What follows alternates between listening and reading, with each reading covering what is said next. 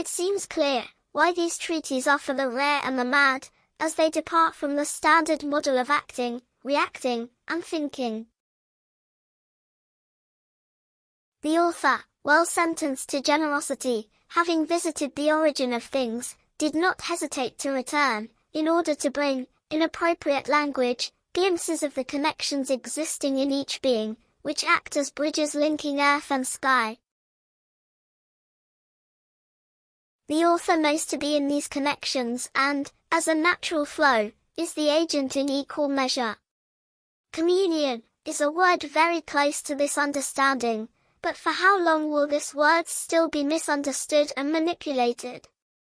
The text redeems its true understanding, not as a mystery, but as a reality. The communion of the body, and the communion of the blood, placed in a supernatural and mystical character, have the function of activating points that, when amplified, produce not only knowledge, but fundamentally ensure the next steps and actions in this unique laboratory. The work of transformation is the only work foreseen. The being transforms only itself. This transformation is necessary, because it fulfills the only immutable law. The work of transformation is made complex by elements contrary to the work itself, which seek to captivate the being with offers of illusory appearances. The being that allows itself to be deceived, with each exchange with the illusion, gradually falls asleep, and leaves pieces of itself, from which the illusion appropriates, and which will have to be recovered on the journey.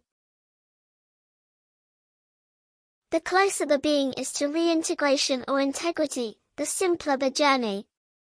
The text brings balms and fluids to reduce the rigidity imposed by the illusion. For several moments, and for a long time, conditioning forces the being into indolence and acceptance of living in obscurity. The awakened being, who moves away from obscurity, and finds supreme consciousness, returns as a solvent, to offer to others flashes of light, that make them turn their necks in the direction of the path of rescue. The author positions himself as a hidden friend, concealed in his simplicity and incognoscibility, and as a complicit agent of the higher law. This work of transformation can be understood simply. However, to the work itself, the illusion disguised as naturalness speaks through statements that say that the work is already happening, regardless of the being, and that it should do nothing, because the destiny belongs to the gods.